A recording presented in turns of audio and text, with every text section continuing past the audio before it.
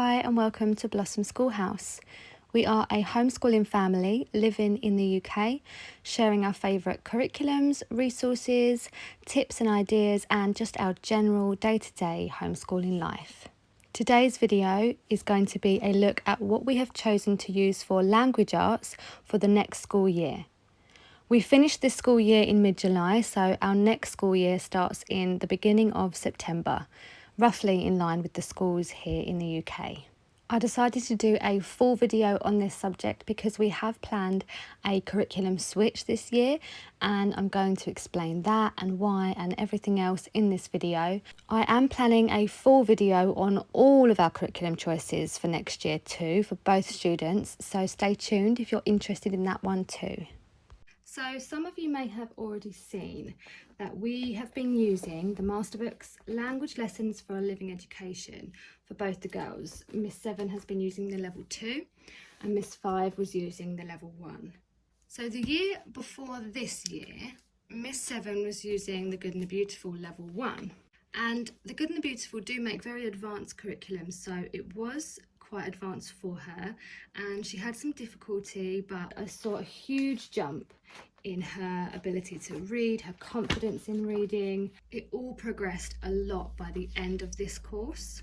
So that was really great, but I was worried when we got to the end of this curriculum to move her straight on to the level 2 because I didn't want her to jump straight back into something that would be a lot of challenge and not as much confidence building. So I had two choices. We could redo the level 1 from the Good and the Beautiful, or fill the gap between the level 1 of the Good and the Beautiful and the level 2 with something else.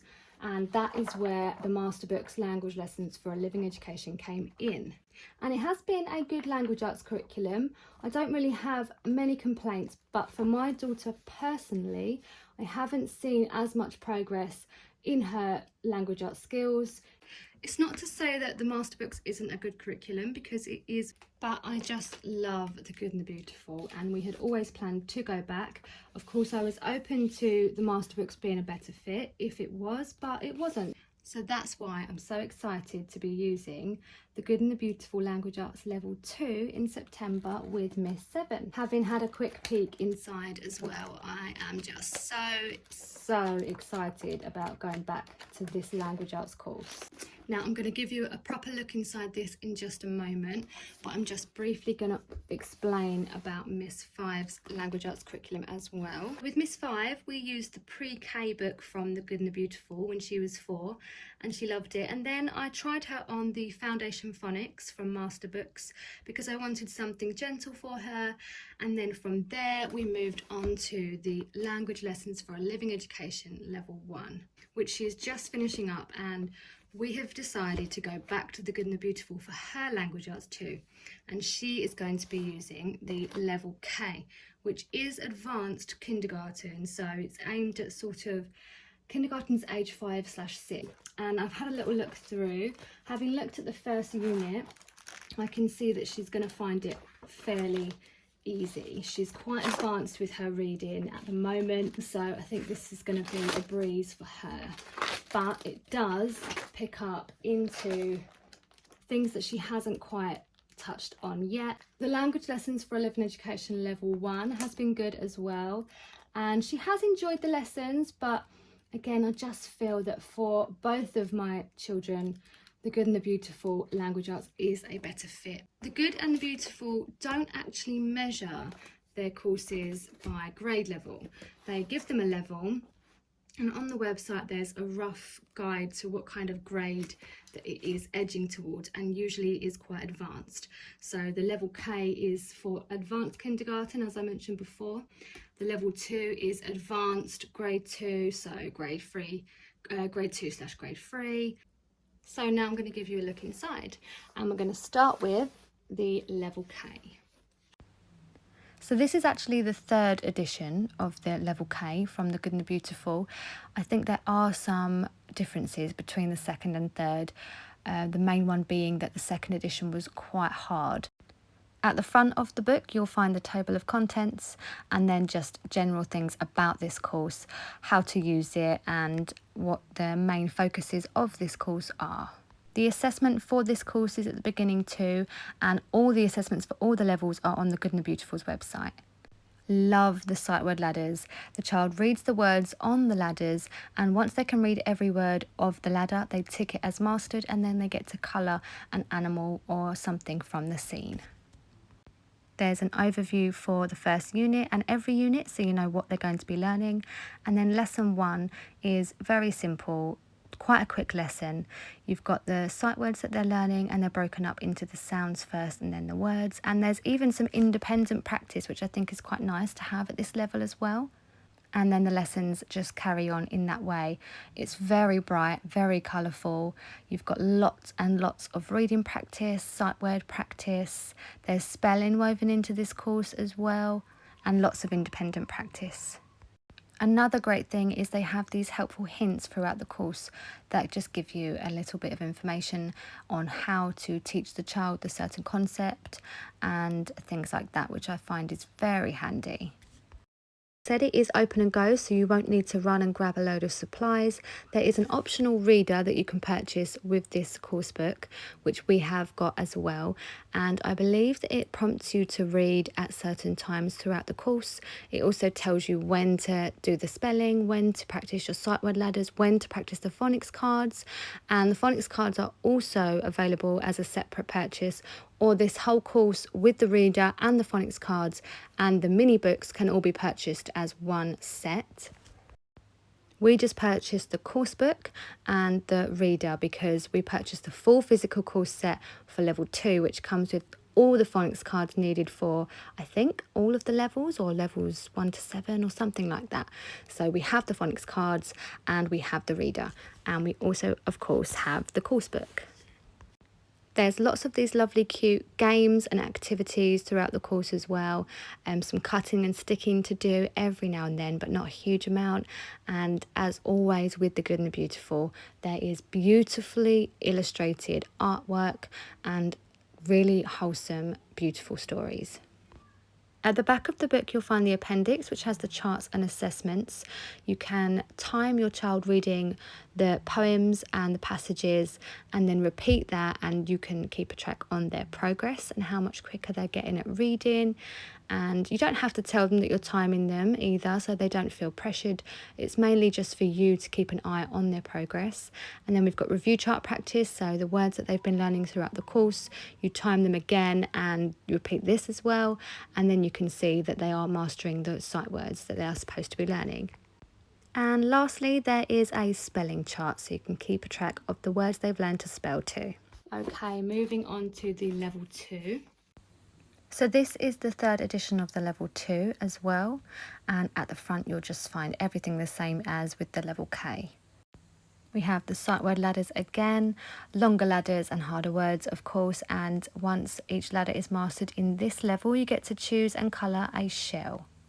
You've got the overview at the beginning of each unit in this course as well, which tells you again the words, the spellings they're going to be using and everything. The lessons are broken up into sections to complete and tick off as you do them. You've got the sight words broken down into sounds and then the full words as well, and even independent practice. If you purchase the full course set, you get a shared reader as well, which is to be read parent and child together, and there's a personal reader for the child to have independent reading, and then there's also the phonics cards, the full set. But if you don't get the set, they are available to purchase separately as well. Again, I mean, just a full colour curriculum.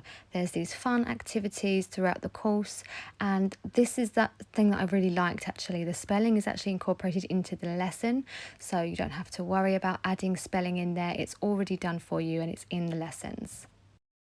And of course, the beautiful artwork that is observed and appreciated and then discussed throughout the whole course. So as well as your spelling, your art, your reading, grammar and punctuation and writing, there's also geography. I think there's about 10 actual geography lessons in this course book, and it is world geography, so all things about this world. So literally everything that you need, including those enriching subjects like art appreciation, memorizing poetry, and all the things that we can sometimes forget about that are really important for raising our children and giving them a good and wholesome education. Lastly, we have the appendix at the back as well, which has the spelling rules and the same charts and assessments, but with the words and passages for the level 2. I really don't want to compare them because I do really love Masterbooks as well. We really love their math, and this isn't a bad language arts curriculum, but I know that people will want to see a comparison, a side by side. So just randomly opening up the lessons, straight away you can see that the level K from the Good and the Beautiful has a lot more going on. There are more activities to do, there's more spelling, more reading, a little bit more writing, there's games, there's activities, there is a lot going on, there's art appreciation, a lot. Then looking at the Masterbooks, it's still bright and engaging, there's still lots of colourful pictures, and there are some just for fun activities. They are both faith-based curriculum. Now, with the Masterbooks, there are 3, I believe, books that are recommended with the course, and they are all Christian books as well, but you can get on without that if you wanted to skip those. Now, the course does require the phonics cards. They do have an optional shared reader for the child, but if you wanted to skip that, you could just use any of your child's readers for daily reading practice as well. Other than that, we are good to go with the Good and the Beautiful. And then a quick side by side of the level 2. So again, a lot going on in the Good and the Beautiful. It's definitely a more intensive course than the Masterbooks. The Masterbooks is definitely a more gentle approach to language arts. It still had everything we needed. There was still grammar practice, reading and writing and story writing and everything else. Now these are both level 2, so they are supposed to be at a similar level, but there is a lot more of the enriching subjects in the Good and the Beautiful, although I should say there is poetry in the Masterbooks as well.